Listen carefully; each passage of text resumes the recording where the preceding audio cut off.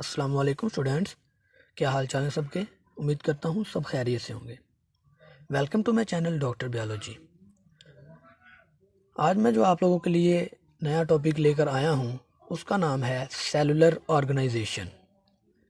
Lecture में आगे बढ़ने से पहले मैं आप लोगों से गुजारिश करता चलता हूँ कि अगर आप इस चैनल पर नए हैं तो मेरे इस चैनल को सब्सक्राइब कर लें और साथ में लगे बेल आइकन को भी दबा लें ताकि मेरी आने वाली हर नई वीडियो आप तक बर वक्त पहुँच सके। वीडियो पसंद आने की सूरत में लाइक ज़रूर कीजिएगा। तो चलिए टाइम ज़ाया किए बगैर ही बढ़ते हैं अपने इस नए लेक्चर की तरफ।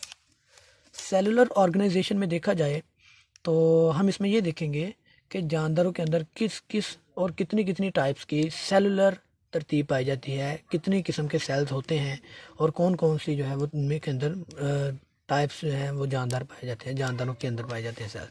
सबसे पहले अगर बात की जाए तो हम बात करते हैं सेल्स की। सेल्स दरअसल बेसिकली हमने बात की थी उस दिन के दो तरह से होते हैं, एक होते हैं प्रोकैरियोटिक और एक होते हैं यूकैरियोटिक। प्रोकैरियोटिक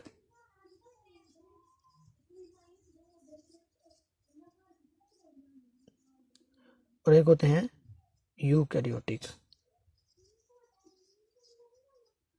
जी,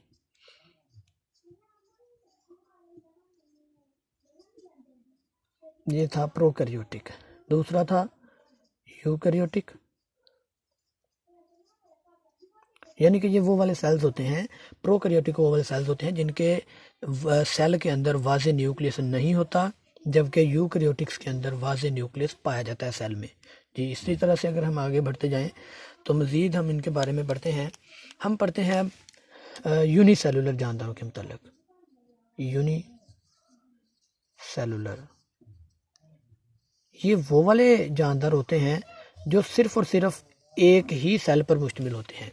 ठीक है जी, एक ही सेल पर मुश्तमिल जानदारों को यूनिसेलुलर जानदार कहते हैं। ठीक है जी। अब इसकी मिसालें हैं, इसमें मिसालों में है बैक्टीरिया, पैरामीशियम और इसके अलावा अमेबा वगैरह, ये आ जाती है मिसालें यूनिसेलुलर जानदारों की। अब अगर बात करें इसके बाद मल्टी सेलुलर जानदारों की, तो मल्टी सेलुलर जानदार वो वाले जानदार होते हैं जो दो या दो से ज़्यादा सेल्स पर मुश्तमिल होते हैं, मल्टी सेलुलर जानदार कहलाते हैं। ऐसे जानदार जो दो या दो से ज़्यादा सेल्स पर मुश्तमिल होते हैं मल्टी सेलुलर जानदार कहलाते हैं। इसके बाद अगर एक और सेलुलर ऑर्गेनाइजेशन की बात की जाए तो वो है colonial organisation. Colonial organisation organisation बुरा लिख लेते हैं, ऑर्गेनाइजेशन, कॉलोनियल ऑर्गेनाइजेशन उर्दू में इस तरह से।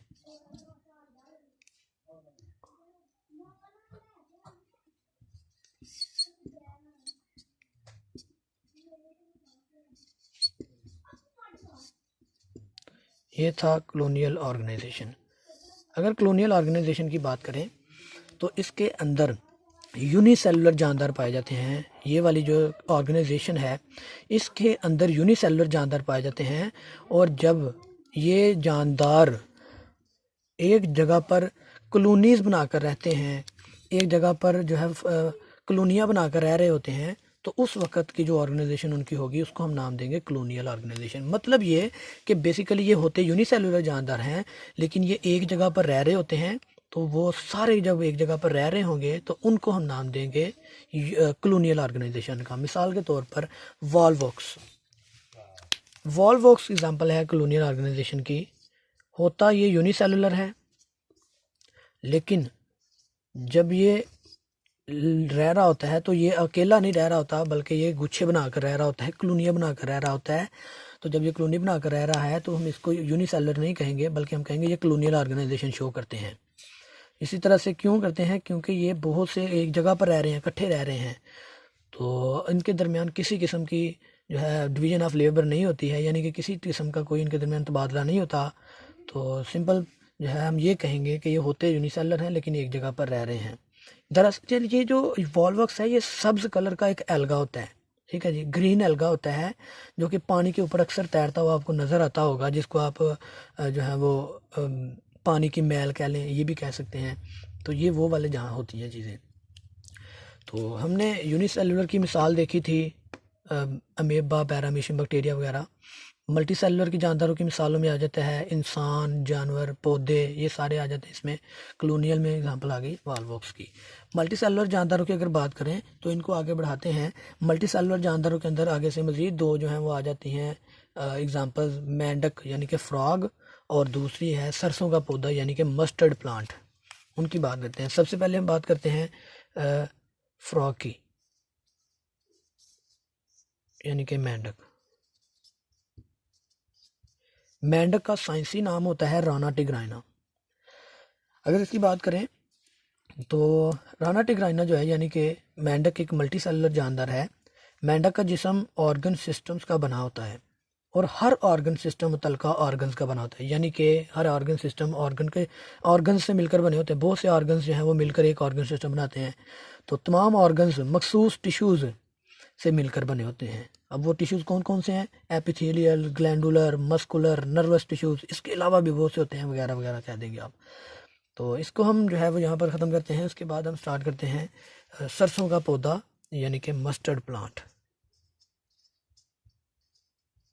मस्टर्ड प्लांट, इसको अगर मैं उर्दू में लिखना चाहूँ तो वो इस तरह से कहूँगा, सरसों का पौधा। इसके बारे में बात करते हैं। तो सरसों का पौधा बेटे, ये ऐसा एक पौधा है जिसका साइंसी नाम है ब्रासिका कैम्पेस्ट्रिस। Brassica campestris. सर्दियों के मौसम में ये बोया जाता है, ठीक है। और सर्दियों का जब इख्तिताम होता है, सर्दियों के आखिर पर ये अपने बीज भी देता है।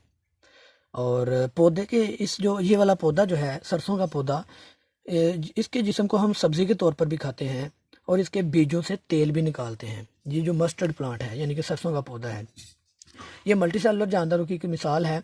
तो मल्टी सेलुलर जानदार के जिस्म के अंदर ऑर्गन्स को हम इनके काम के लिहाज से दो अक़साम में तकसीम कर सकते हैं। यानी कि ये जो मस्टर्ड प्लांट है, इसके जो है पहला आ जाएगा वेजिटेटिव, ठीक है जी, वेजिटेटिव ऑर्गन्स, और दूसरा आ जाएगा रिप्रोडक्टिव ऑर्गन्स।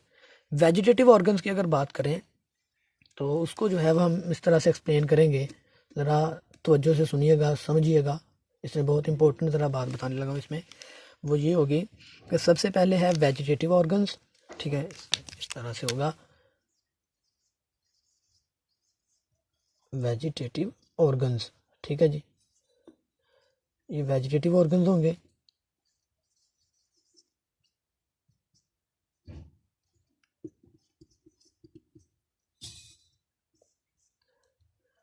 यहाँ पर ऑर्गन्स,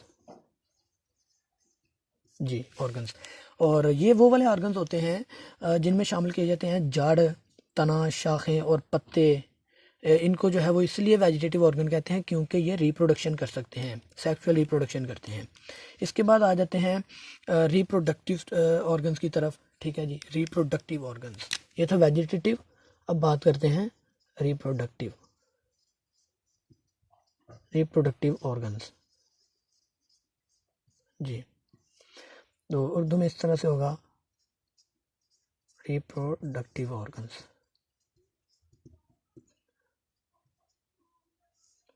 रिप्रोडक्टिव ऑर्गन्स वो वाले ऑर्गन्स होते हैं जिनके अंदर शामिल किए जाते हैं फूल वगैरह, ठीक है जी।